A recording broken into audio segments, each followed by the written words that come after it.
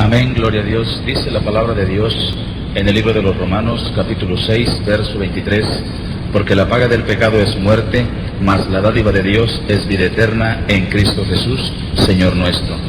La palabra de Dios nos muestra que la vida eterna la obtenemos por medio de nuestro Señor Jesucristo, mas los pecados nos llevan a una condenación eterna. Hermano y amigo, Dios te bendiga en este momento. Mi nombre es Felipe García Montiel y quiero decirte lo más importante que Dios ha hecho en mi vida. Yo nací en una católica donde se practicaba todo tipo de rito, todo tipo de creencia, todo tipo de incredulidad. A una edad de 14 años, mi madre estuvo a punto de matarme por la espalda con una tijera. Una vecina tomó la mano de mi madre y yo pude salir huyendo de mi casa. Al salir a la calle yo me encontré en el mundo. Buscaba en el mundo la paz que en mi casa no podía encontrar, pero lo peor, me encontré con los vicios, con la droga, el alcohol, con la delincuencia. A una edad de 14 años yo tenía que robar para mantener y sostener mi vicio. A la edad de 15 años, por robarle a un pagador, tuve que asesinarlo. La primera vez que yo mataba a un hombre siendo un niño. Yo fui creciendo con un odio hacia mi familia, hacia mis padres, hasta llegar en un momento de que yo me encontraba drogado y quise asesinar a mis padres, pero la voluntad de Dios no era esa. A la edad de 16 años volví a cometer el segundo homicidio y fue entonces por primera vez que yo caí a una cárcel. De esa cárcel yo salí huyendo porque me fugué junto con otro amigo. En la huida recorrimos muchos estados hasta llegar a Guadalajara, Jalisco. En Guadalajara, Jalisco, cometimos un asalto. La policía iba atrás de nosotros, pero nosotros nos escondimos en una residencia muy lujosa. Allí, estando escondidos, yo le dije a mi amigo que la policía había pasado de largo y que no nos había tomado presos. Pero de repente, detrás de nosotros se escuchaba un corte de cartucho. Volvíamos hacia atrás y nos encontramos con gente armada en esa residencia. No eran precisamente policías, sino eran guardianes de esa residencia. Nos preguntaron que quiénes éramos nosotros y nosotros contestamos que éramos asaltantes y nos dijeron que nos iban a llevar con su jefe. Nos llevaron con su jefe inmediato y grande fue mi sorpresa que ese jefe inmediato era nada menos que el señor Rafael Caro Quintero, un narcotraficante que está en la actualidad en Almoloya de Juárez. Cuando llegamos a ese lugar, Rafael Caro Quintero nos preguntó que quiénes éramos y nosotros decimos que éramos asaltantes. Él no lo creyó porque íbamos armados. Empezó a preguntarnos y él dijo: los asaltantes no se meten en mi residencia, ustedes son mandados por alguien para que me asesinen. Y mi amigo con temor y miedo empezó a decir: no señor, yo no he matado a nadie. Y me miró a mí y le dijo: pero mi amigo ha matado a dos. Rafael Caro Quintero me puso enfrente un guardaespaldas y me dijo: si eres hombre realmente, mata a este hombre que está aquí a mi lado. Para mí fue fácil tomar el arma y pegarle un balazo en la frente. Lo que más impresionó a Rafael Caro Quintero fue de que cuando este hombre cayó al suelo, yo me agaché y empecé a beber de su sangre. Porque déjeme decirle, hermano y amigo, que no había una droga más fuerte que la cocaína, que la heroína, que el tomar un vaso de sangre humana. Mi vida daba un giro de 360 grados en ese momento y desde allí, no cumpliendo todavía los 17 años, me convertía yo en el pistolero y guardaespaldas personal de Rafael Caro Quintero. Empezó mi vida a cambiar, empezamos a traficar con drogas, con armas, los viajes constantes desde Medellín, Colombia, desde Cali, Colombia, hasta Nebraska, los Estados Unidos y regiones del norte de Estados Unidos. 3 años y medio duró mi trabajo con Rafael Caro Quintero. A los 3 años y medio, Rafael Caro Quintero cayó a la cárcel y yo regresé a México porque yo radicaba en Los Ángeles, California.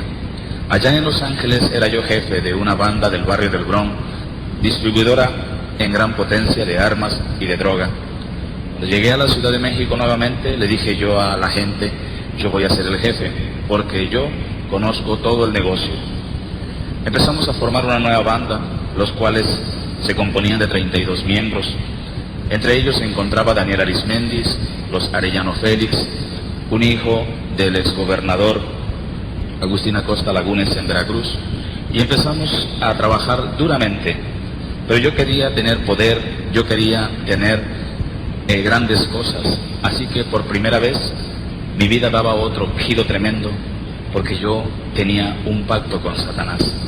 Satanás no es como lo describe la Biblia, lo describe como un dragón abominable, así es.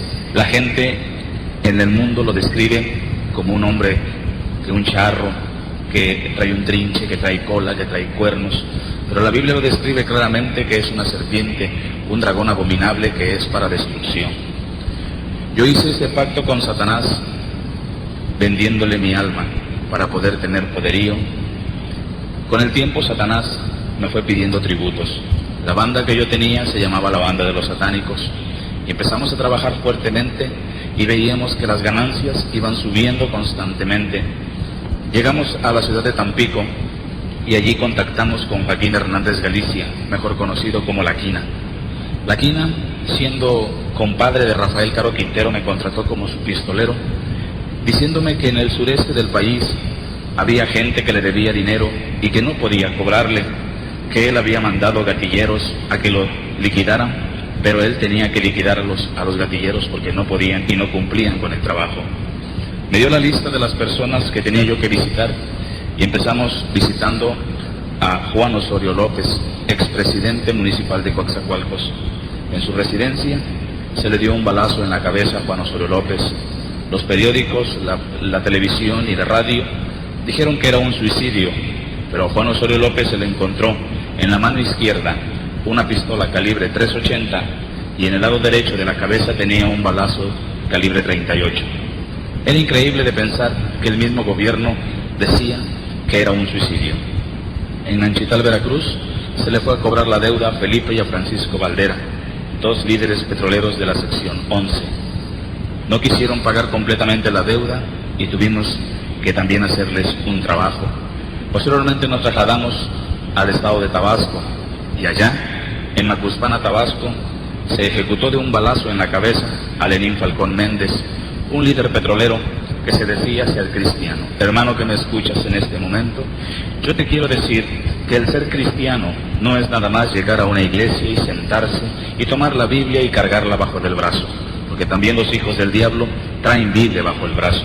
El ser cristiano es orar, ayunar, vivir la palabra y hacer de lo que Dios nos mande hacer conforme a la palabra de Dios.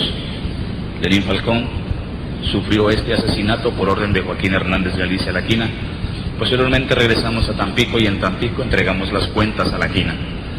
Cuando yo quise dejar de trabajar con La Quina me pidió un último trabajo y nos trasladamos a la Ciudad de México.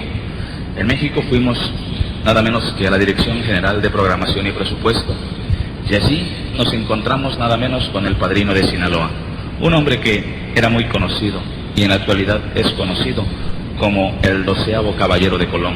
Su nombre, Carlos Salinas de Gortari. Carlos Salinas de Gortari era director general de Programación y Presupuesto. Cuando La Quina lo amenazó diciéndole que él no iba a ser presidente, al poco tiempo, cuando Salinas de Gortari llegó a la presidencia, al primero que metió a la cárcel fue a La Quina. Nosotros tuvimos que huir a los Estados Unidos a traficar nuevamente con armas y drogas. El negocio iba subiendo, pero había algo que a mí me faltaba en la vida: el conocimiento de la verdad, el conocimiento de Cristo, el sentir el amor y la misericordia de Dios. La vida, el conocimiento de la verdad, el conocimiento de Cristo, el sentir el amor y la misericordia de Dios. Yo era ateo, yo nunca creí en ninguna imagen, en ningún Cristo, en ningún Dios, porque yo decía que yo era mi único Dios. Pero déjeme decirle que en la palabra de Dios dice que nadie va al Padre si no es por mí. Jesús lo dijo, y Jesús es el camino, la verdad y la vida. Él es el que dio su vida por la salvación y el perdón de los pecados. Oh, gloria a Dios. Posteriormente, después de que se enfrió un poco el problema de La Quina, regresamos a México y empezamos nuevamente a trabajar. En México se habían quedado los Arellano Félix como judiciales federales de narcóticos y Daniel Arismendis y sus hermanos como judiciales del Estado. Cuando llegamos a México nuevamente, empezamos a buscar nuevos horizontes en el dinero, en la mafia y en el control del estupefaciente. y nos fuimos a encontrar con Amado Carrillo Pérez, el Señor de los Cielos. En la actualidad la prensa y la radio dicen que Amado Carrillo está muerto, pero Amado Carrillo en la actualidad radica en Colombia. Nos pusimos a trabajar con Amado Carrillo durante algún tiempo, hasta que se presentó Satanás pidiéndome tributo.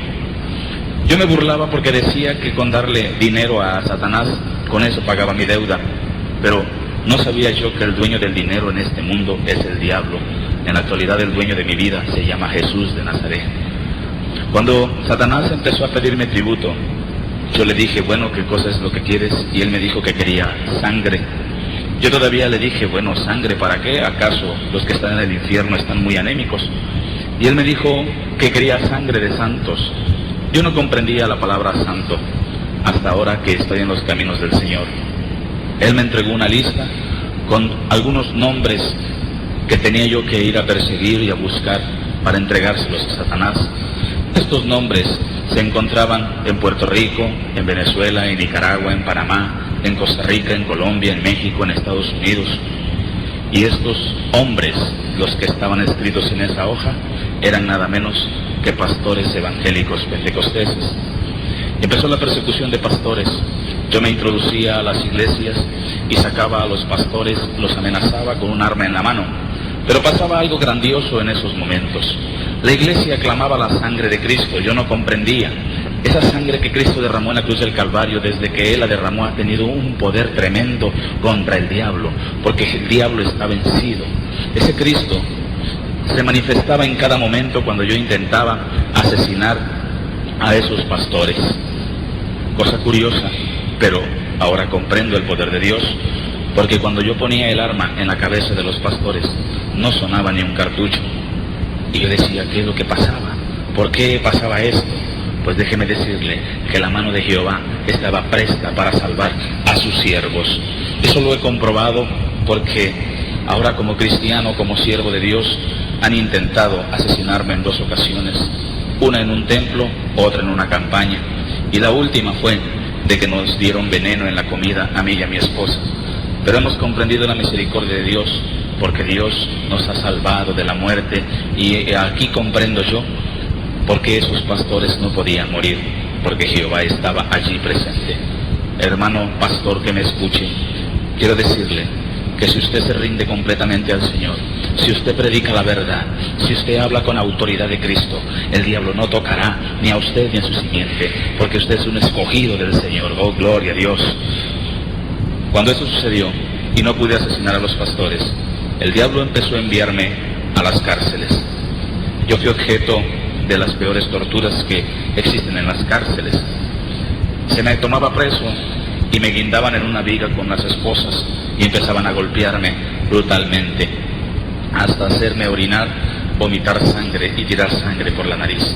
Cuando me quitaban de esa viga, me sentaban en una silla, me esposaban hacia atrás y enfrente de mí aparecían varios tehuacanes, entre 6 y 7 tehuacanes con chile vinagre dentro. Me tapaban la boca con una franela, me hacían la cabeza hacia atrás y me echaban el tehuacán por las narices. Cuando terminaban de echarme el tehuacán me golpeaban el estómago, y cuando me sacaban la franela era sangre lo que yo vomitaba. Las uñas de mis dedos de mis pies se me arrancaron con pinzas. Se me echaba vinagre y sal para sacarme la verdad, pero nunca pudieron sacarme la verdad.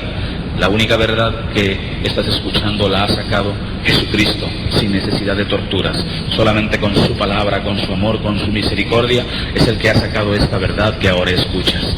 Esta verdad es para que reflexiones y veas el poder de Dios. Aun si no crees todavía en el poder de Dios, es para que creas que Jesucristo es el Hijo de Dios y que Jesucristo vino a libertar al cautivo, vino a levantar al caído, vino a sanar al enfermo, porque Él es la vida, Él es la eternidad por siempre y para siempre. Gloria a Dios. Posteriormente, en las cárceles no se me comprobaba nada. Fui prisionero de 7 reclusorios. El primer reclusorio fue el de Villahermosa, Tabasco. El segundo reclusorio fue en Coatzacoalcos, Veracruz. El tercer reclusorio fue en Cerro Hueco, Chiapas. El cuarto fue en Guatemala, en el Centro Militar Federal de Guatemala. El quinto reclusorio fue en Houston, Texas, en el Reclusion Center de Houston, Texas, el reclusorio de la DEA. el sexto reclusorio Oriente en México y el último reclusorio en donde de allí salí para predicar el Evangelio fue Almoloya de Juárez, en la Ciudad de México. Como el diablo vio que no pudo vencerme en ese aspecto, yo seguí trabajando y hice un reto a Satanás que yo decía, yo me creía que tener más poder que el diablo, pero en este mundo y en la eternidad hay alguien que tiene mucho más poder que Satanás y se llama Jesús. Oh, gloria a Dios. Yo seguí narcotraficando con armas y contacté un negocio muy importante en Tuxtla Gutiérrez, Chiapas, el negocio del tráfico de armas. Allá en Tuxtla Gutiérrez me fui a contactar con el dirigente del Ejército Zapatista, el mejor conocido como el subcomandante Marcos. En Chiapas, el Ejército Zapatista está allí acuartelado, pero no es para darle guerra al gobierno. El Ejército Zapatista tiene otro nombre, y el verdadero nombre de este ejército se llama Sendero Luminoso. Es un ejército sudamericano que está escondido en este país y que el clero católico lo está manteniendo, dándole alimento, dándole comida e incluso dándole dinero. El clero católico tiene al Ejército Zapatista en su mando. En San Juan Chamula, una región de Chiapas, el Ejército Zapatista cometió el crimen más atroz que usted se puede imaginar, que usted haya visto o que usted haya escuchado. Una iglesia cristiana pentecostés de 100 miembros fue arrasada por el Ejército Zapatista. La orden la dio Domingo Ruiz, primo hermano del subcomandante Marcos. En la actualidad en San Juan Chamula se vive algo tremendo. Los cristianos no pueden orar ni alabar el nombre del Señor, sino hasta en la madrugada y en lo alto de los cerros. El verdadero subcomandante Marcos se llama Samuel Ruiz, ex-obispo de Tuxtla Gutiérrez, Chiapas.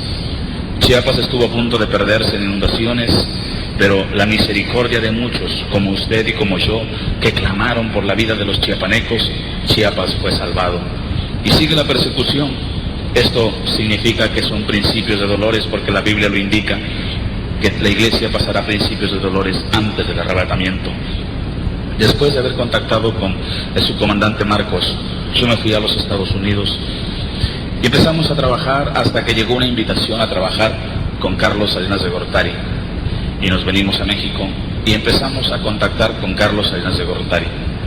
Carlos Salinas de Gortari empezó a darnos órdenes para empezar a liquidar a gente que le estorbaba dentro de su gabinete. Pero también había alguien que le estorbaba en el clero católico. Posadas Ocampo, un sacerdote que fue asesinado en el aeropuerto en Guadalajara, Jalisco. La gente, el radio y la televisión dice que fue una equivocación. Déjeme decirle que Posadas Ocampo tenía nexos con el narcotráfico y no fue ninguna equivocación. Posadas Ocampo recibía 500 millones de pesos cada 6 meses por 3 bandas de narcotraficantes. Posadas Ocampo recibía 500 millones de pesos cada 6 meses por 3 bandas de narcotraficantes, porque él sabía la ubicación de los laboratorios clandestinos de heroína, de cocaína, de morfina, y la banda decidió liquidarlo. Posteriormente, en la Ciudad de México, se me ordenó darle muerte a un procurador de justicia, a José Francisco Ruiz Massieu, ex procurador de México, ex cuñado de los Salinas de Gortari. Ellos habían pagado un buen dinero para liquidarlo porque Ruiz Massieu estaba descubriendo las anomalías de los Salinas de Gortari y también ya no quiso seguir en el negocio y por eso se le liquidó. El diputado Manuel Muñoz Rocha también fue asesinado por orden de Carlos Salinas de Gortari. El esqueleto que se encontró en la finca El Encanto no es el de Muñoz Rocha. Muñoz Rocha quedó en un pilar de protección de 10 por 15 y con muchas toneladas de cemento. Posteriormente, había alguien que estaba estorbando los planes de Salinas. Salinas era el primer sacerdote satanista a nivel en el país de México, pero también era alguien que quería tener el poderío del país. ¿Por qué? Porque él le sirve en la actualidad a Satanás. Cuando Luis Donaldo Colosio Murrieta surgió como nuevo candidato a la presidencia, Luis Donaldo empezó a trabajar y a hablar cosas conforme a la escritura de Dios. ¿Por qué motivo? Porque Luis Donaldo Colosio Murrieta era un candidato a la presidencia, pero él era cristiano pentecostés. Luis Donaldo Colosio se había convertido a Cristo en una campaña en el estado de Chihuahua. Cuando Carlos Salinas de Gortari llamó a Colosio a la Casa de los Pinos para ubicarlo, qué es lo que debía de hacer cuando llegara a la presidencia. Lo primero que Luis Donaldo Colosio tenía que hacer al llegar a la presidencia era hacer un pacto en un pergamino virgen con Satanás. Y Luis Donaldo Colosio no lo aceptó y se lo dijo a Carlos Salinas: yo no le puedo servir al diablo porque yo he conocido a un Cristo de poder. Cuando Colosio se negó a servirle al diablo, Carlos Salinas de Gortari se comunicó directamente al clero católico en Roma, y de allá vino la orden para matar a Luis Donaldo Colosio. Se nos había dado la orden de asesinarlo por medio de una bomba metálica en el vehículo donde se transportaba, pero Carlos Salinas de Gortari se desesperó y le dio la orden a Mario Aburto. La pistola que utilizó Mario Aburto no fue la que mató a Colosio. A Colosio lo mataron en el hospital en Tijuana de una inyección. Posteriormente se le dio muerte a la secretaria, posteriormente se le dio muerte a un procurador en Tijuana y por último a la esposa de Colosio. ¿Por qué motivo? Porque la esposa de Colosio tenía las pruebas de quién había mandado a matar a su esposo y se fue a Roma a entregarle las pruebas a quien le había dado la autoridad y la orden a Salinas de Gortari de matar a Colosio. Juan Pablo II, el asesino intelectual de Luis Donaldo Colosio, ahora se mofa de decir que es el vicario de Cristo, pero nosotros sabemos que no es así. Es el vicario del diablo. ¿Por qué? Porque Jesús no necesita ningún hombre de esa índole para manifestarse. Jesucristo se manifiesta en el pueblo que le alaba, que le glorifica, en el pueblo que canta, en el pueblo que ora, en el pueblo que ayuna, en el pueblo que le sirve al Señor. He ahí donde está el Señor Jesús. El Señor Jesús no está dentro del pecado. Jesús ama al pecador, pero no quiere al pecado. Y si tú estás dentro de uno de estos pecados como el adulterio, la fornicación, el alcoholismo, el asesinato, el robo, yo te invito a que vengas a Jesús. Yo te invito a que tú seas uno de esta familia. Oh, aleluya. Después de esto, vino el exilio de Salinas y nosotros seguimos trabajando con la droga y las armas. El diablo se volvió a presentar nuevamente y me dijo que él quería que yo asesinara a un hombre que le daba mucha guerra. Este hombre es un siervo de Dios. Donde este hombre se paran, las almas se convierten. ¿Por qué? Porque el Espíritu Santo mora en él. Yo había regresado de un viaje de Colombia cuando el diablo se me apareció y me dijo que él quería que yo asesinara a este hombre. Al llegar a Los Ángeles, California, se me tomó preso por un instante, mas me dejaron libre por el dinero que pagué. Y me vine a México nuevamente, y en México fue donde el diablo me dijo: ahora es el momento de que tú liquides a ese hombre que me estorba. Cada vez que ese hombre habla de Dios, cada vez que ese hombre habla de Cristo, hasta los brujos que yo tengo a mi cargo se convierten a él, y yo quiero que lo mates. Como yo no creía en Cristo y todo lo que oliera a Dios yo odiaba, ahora yo siento un coraje a todo lo que huele a diablo.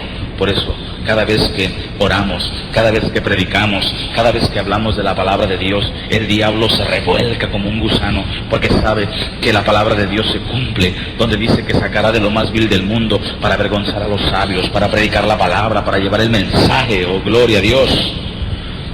Entonces yo le dije: bueno, ¿dónde tengo que ir? Y el diablo me mostró un documento, una pequeña hoja donde estaba la dirección de donde yo tenía que ir, y me trasladé a la ciudad de Acapulco, Guerrero. En Acapulco, Guerrero estaba ese hombre precisamente al que yo tenía que asesinar.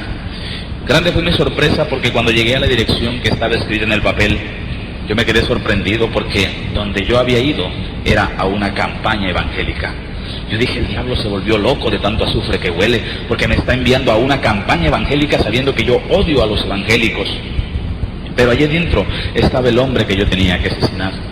Entonces me introduje a esa campaña, clamando y diciendo: Señor, en el nombre de Jesús, te pedimos que cubras a tu siervo. Yo no entendía eso hasta que llegué al púlpito. Allí me encontré con un hombre de baja estatura, el siervo de Dios. De baja estatura, algo fortachón, pelo blanco, con una mano en la Biblia y la otra hacia el cielo, diciendo: Señor, cúbreme con tu sangre preciosa. Cuando yo me le quedé mirando, Ya este hombre había abierto los ojos y me estaba mirando. Y yo le dije, oiga, ¿usted es Gigi Ávila? Y me dijo, sí, yo soy Gigi Ávila. Y yo le dije, bueno, pues esta es tu última noche porque te vengo a matar. Y este hombre con toda tranquilidad y con una sonrisa en los labios me dijo, ya lo sabía. Yo dije, ¿cómo es posible que este hombre sepa que lo voy a matar? Si vengo recorriendo kilómetros y kilómetros para llegar hasta aquí y lo voy a asesinar. Pero déjeme decirle que el Espíritu Santo le había dicho, revístete de mi poder porque el diablo te viene a atacar. Entonces, cuando quise sacar el arma, no pude sacar el arma. Estaba yo, hasta chueco estaba yo porque no pude sacar el arma. Y yo dije, no puedo moverme, pero una fuerza me jalaba hacia afuera. Y así di media vuelta y me fui. Al llegar allá afuera mi brazo parecía un tívole, daba vuelta de rapidez y volteé hacia la puerta. Mas lo que vi en esa puerta me dejó tan impresionado que tuve miedo. Por primera vez tuve miedo. Cuando volteé allí, yo vi muchos hombres de blanco y cada hombre tenía un escudo y en la otra mano tenían unas espadas blancas. Yo no comprendía eso hasta ahora que me encuentro en los caminos de Dios, que eran ángeles de Jehová que guardaban a su siervo. Como el diablo vio que yo no pude matar a Gigi Ávila, empezó a cerrarme los negocios y yo decía, me voy a quedar pobre. Por cierto, cómo me da tristeza a mí escuchar a cristianos, hermanos que dicen, hermano, yo no puedo ofrendar ni diezmar porque soy pobre. Y yo siempre les he dicho, está pobre porque no lo hace, hágalo y será rico en el nombre de Jesús porque el Señor da al 100 por uno. Cuando empezó el diablo a cerrarme los negocios, yo no sabía qué hacer, me encontraba desesperado. Pero déjeme decirle que la desesperación lleva a la perdición. Cuando se está en el camino de Dios, cuando se encuentra la verdad, cuando se encuentra la luz, no hay desesperación, hay una paz, hay un gozo, hay algo que se mueve dentro del corazón, dentro del cuerpo, hay algo que lo eleva, que lo levanta, que cada día lo hace perfecto. ¿Por qué? Porque estamos buscando la perfección. Ninguna imagen, ningún ídolo, ningún santo de barro, de madera, de metal dan la salvación como Cristo la dio. Porque ninguna virgen se dejó crucificar, ningún santo se dejó crucificar. Solamente Jesús, el Hijo de Dios, dio su vida por el perdón de los pecados. Este es el momento de que vuelvas tus ojos a Dios. Oh, gloria a Dios. Después, yo no sabía qué hacer porque las cuentas bancarias bajaban. Pero llegó el momento que me ofrecieron un negocio, el negocio que es el mejor pagado en el mundo de la mafia, el negocio del secuestro. Yo cometí 42 secuestros. Dios bendiga a las madres que tienen sus hijos y Dios tenga misericordia de aquellas que no lo tienen. Secuestré a niños. Esos niños, después de ser secuestrados, eran llevados a un lugar de Centroamérica, en Guatemala. Allí, esos niños se acostaban en una plancha de piedra y se hacían ritos satánicos con ellos. Yo era tercer sacerdote sacrificatorio satanista de una secta satánica. Con un cuchillo especial, yo partía vivos a los niños desde el pescuezo hasta el ombligo. Después de haberlos partido vivos, se les sacaban los órganos. Los órganos que sobraban servían para hospitales clandestinos en Centroamérica. El corazón y la sangre se ofrendaban a Satanás. El corazón de los niños eran comidos por los sacerdotes principales y el sacerdote sacrificatorio. Después de que la sangre era ofrecida a Satanás, se juntaba en unos trastes especiales y en una licuadora se licuaba el corazón con la sangre y se llevaban a las empresas más grandes refresqueras del mundo, Industrias Coca-Cola. Así que, hermano y amigo que me escucha, déjeme decirle que Coca-Cola no contiene cocaína ni productos químicos, contiene sangre de sacrificios humanos. Después de que empezamos a hacer esto, 42 niños fueron sacrificados a Satanás.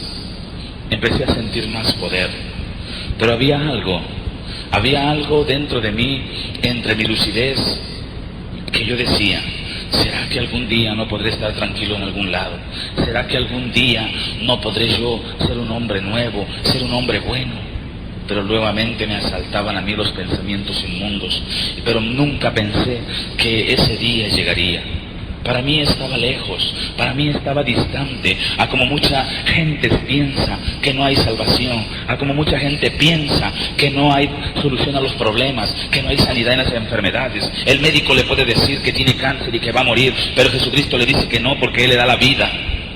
Los problemas le puede decir un abogado que no tienen solución, pero Jesucristo es el abogado de abogados y Él soluciona los problemas. Para mí era difícil creer que yo fuera salvo. Y para mucha gente en la actualidad es difícil creer que yo haya sido salvo, que Dios me haya perdonado después de tantas atrocidades que cometí. Pero déjeme decirle que para Dios no hay imposible, para Dios no hay barrera, para Dios no hay distancia, para Dios no hay nada que le impida. Dios es grande y poderoso. Yo cometí 60 homicidios. Yo torturaba a mis víctimas antes de quitarles la vida. Yo gozaba con las torturas. Cometí 17 asaltos bancarios en la Ciudad de México. Trafiqué con armas, trafiqué con droga. Fui uno de los peores drogadictos y alcohólicos que pudo haber existido. Intenté asesinar a mis padres, intenté asesinar a mi esposa, intenté asesinar a mis hijos. Pero déjeme decirle que ya Dios tenía un plan para mi vida. Ya Dios había puesto en una hoja especial mi nombre, donde Él me iba a rescatar. Como no pude seguir sirviéndole a Satanás porque había cometido errores grandes, empezó nuevamente a dejarme sin dinero y sin nada. Entonces me contrataron para venir a Veracruz a hacer 2 últimos trabajos. Uno, asesinar a Felipe Lagunes, sobrino del exgobernador Agustín Acosta Lagunes, y el otro, matar a Cirilo Vázquez. Uno murió, el otro está vivo. Cuando yo me fui a la Ciudad de México para irme a los Estados Unidos, allí en el aeropuerto de México, fui tomado preso y llevado a la cárcel. Se me juntaron varios delitos por los cuales había un proceso. Se me juntaron 7 delitos, de los cuales cuando llegó la sentencia por cada delito eran 38 años por cada delito. Pero a Dios no fue imposible para Él sacarme de la cárcel y quitarme esa sentencia, porque al poco tiempo yo salí de la cárcel y yo decía, ¿cómo es posible que después de haber estado en la cárcel, de haberme sentenciado, yo salga libre en menos que canta un gallo? Yo no lo comprendía. Mi esposa clamaba a Jesús constantemente, porque déjeme decirle que yo ya me había casado con mi esposa. Mi esposa, de origen judío, clamaba a Dios. Yo golpeaba a mi esposa constantemente cuando ella me hablaba de Jesús. Ella no soportaba ver que yo me drogara, que yo me alcoholizara. Ella clamaba a Cristo. Mi hija Tabita, la más pequeña de mis hijas, yo intenté asesinarla, pero cuando mi esposa gritó, Jesucristo, ven, la mano de Dios tomó mi mano para no poder asesinar a mi hija. Y mi esposa, cada vez que era golpeada, se quitaba la sangre del rostro, y su mamá le decía, los vecinos le decían, métalo a la cárcel, déjelo, mátelo. Pero ella decía, no, yo sé que hay un Cristo que vive, yo sé que hay un Dios que está en lo alto del cielo y que Él lo va a cambiar. Y ella constantemente decía, Señor, rescata a mi marido, rescátalo de donde está. Cuando salí de Almoloya de Juárez, fue algo para mí impresionante, porque a mí se me quitó cierta cantidad de dinero para salir de allí.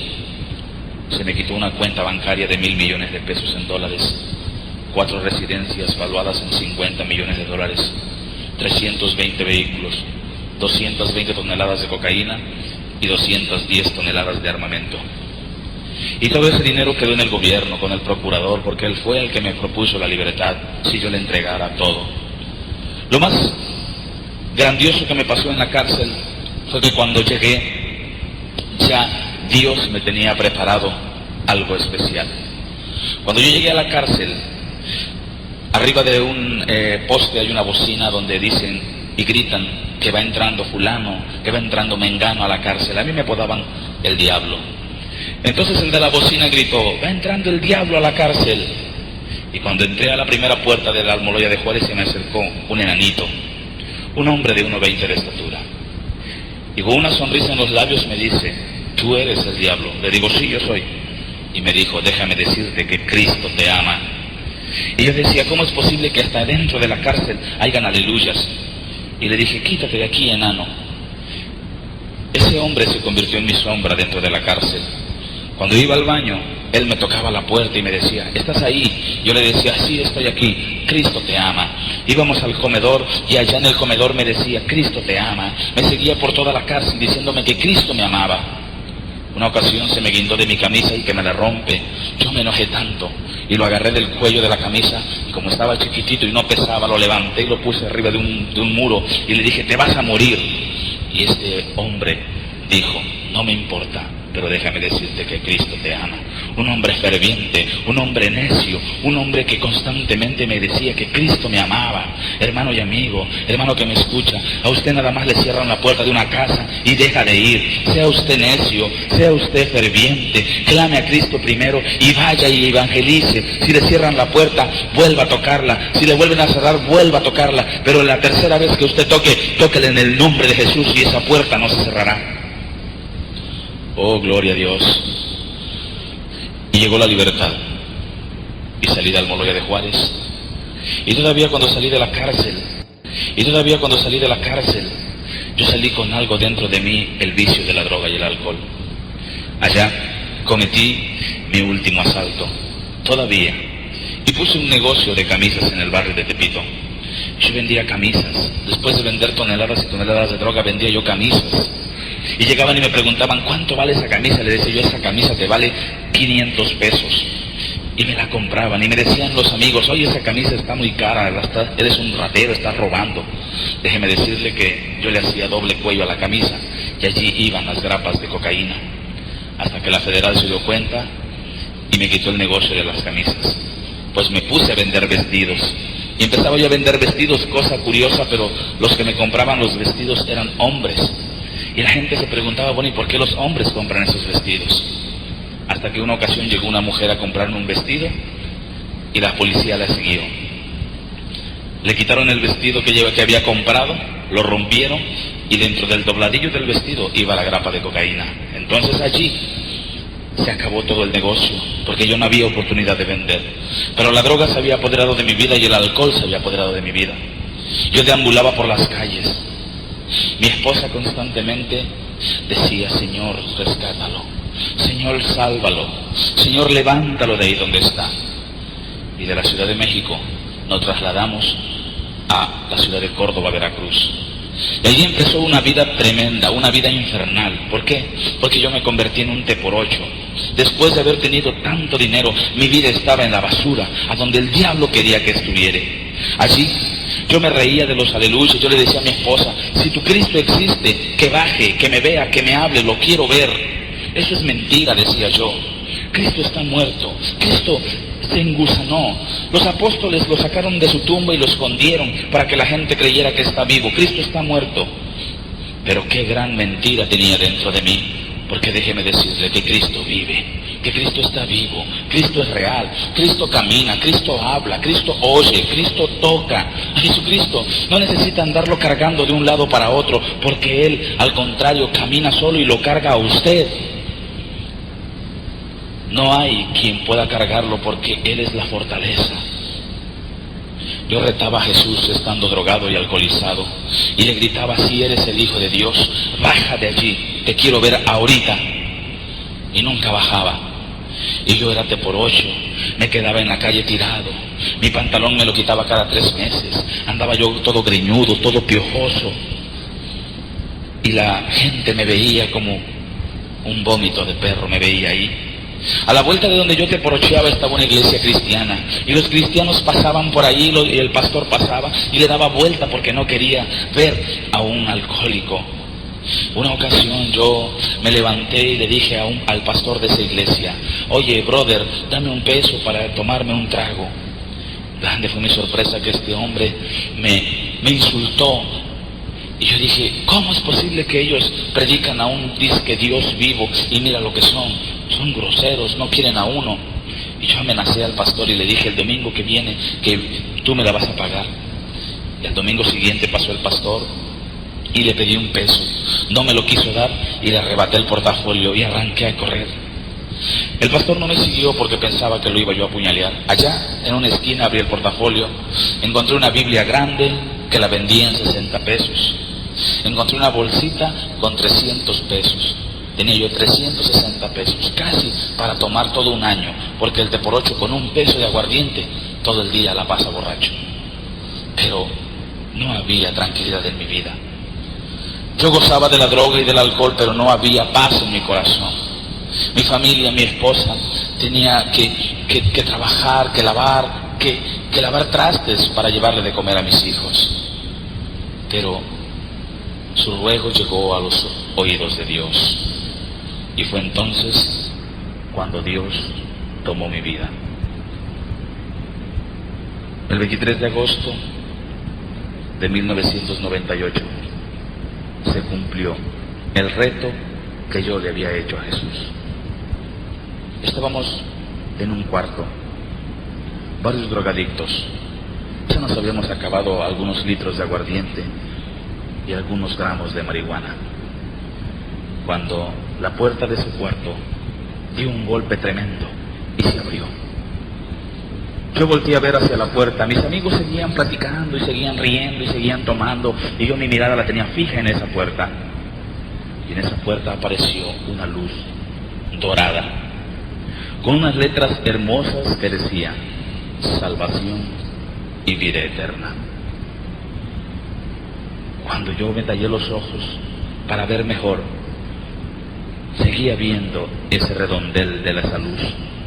Y yo decía: estoy bien marihuana, estoy viendo visiones. Pero hasta ahí no comprendía que no eran visiones las que yo veía. Cuando de repente de esa luz brotaron dos hermosas manos. En cada mano se dejaba ver un orificio, y en cada orificio una gota de sangre. Oh, gloria a Dios, aleluya. Después se dejó ver una túnica blanca hasta el suelo, y a media túnica un cinturón de oro que decía Alfa y Omega. Al finalizar la túnica estaban dos hermosos pies, y en cada pie un orificio, y en cada orificio una gota de sangre.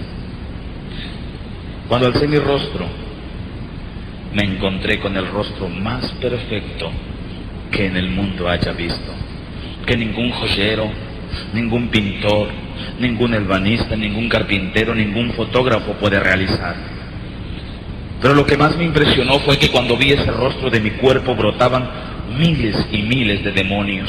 Horripilantes figuras brotaban de mi cuerpo y mi cuerpo empezó a temblar. Déjeme decirle que con esa presencia que yo veía enfrente de mí, mi cuerpo se estaba liberando y descongestionando. Se me quedó mirando con una sonrisa y me extendió la mano a como lo hace un rey. Dio un paso hacia adelante y con esa sonrisa me dijo de esta forma: yo soy Jesucristo, y tú, mi hijo el más querido, mi hijo el más deseado, mi hijo el más buscado. Deja eso, levántate y ven en pos de mí. Y yo me levanté como un resorte y le seguí hasta la calle. Pero por primera vez después de 18 años, mis ojos derramaron una lágrima. Mi corazón se sentía triste porque ya no volví a ver a Jesús en la calle. Por primera vez mis labios decían una palabra: Señor Jesús, ¿en dónde estás? Después de 18 años, mis labios pronunciaban el nombre de Jesús. Lo busqué desesperadamente hasta que volteé hacia el cielo y lo vi sentado en su trono de oro, diciéndome: dile a mi pueblo que pronto vengo. Regresé a mi casa y busqué a mi esposa. Me reuní con mi familia y empezamos a servirle a Dios. Empezamos a asistir a una iglesita pequeña. Y de ahí el Señor me tomó y me habló y me dijo: yo te saqué del mundo para que des testimonio de lo que yo he hecho en tu vida. Yo te saqué del mundo para que prediques mi palabra. Levántate, ve y predica que yo soy Jehová tu Dios, que te sostiene en su mano. Y es así que empecé a predicar. Pero vinieron los problemas, las tentaciones y las luchas constantemente. Y constantemente ayunábamos y orábamos mi esposa y yo, y le decíamos: Señor, No permitas que el diablo nos saque. El diablo se nos presentaba y decía, los voy a destruir porque me han dado la espalda. Pero yo le decía, no, tú no tienes potestad sobre mi vida, tú no tienes ningún derecho, porque ahora yo soy comprado con la sangre de Cristo y Cristo me reventó de las cadenas. Y el diablo huía con la sola presencia de Jesús, porque Jesús se manifestaba en cada momento. Al poco tiempo, mi esposa fue llevada al infierno 3 ocasiones. Y a mí, el Señor me llevó 2 ocasiones a la puerta del cielo. Y esto fue la primera parte.